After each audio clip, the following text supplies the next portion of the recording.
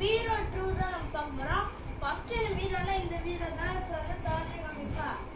எப்படி இருக்கு? நல்லா இருக்கா? சூப்பரா இருக்கா? நல்லா. இதை வந்து இன்னும் நான் நல்லா கிளீனா காமிக்கிறேன். நான் அது இங்க வாங்க, அப்படியே இன்னொன்று காமிக்கிறேன்.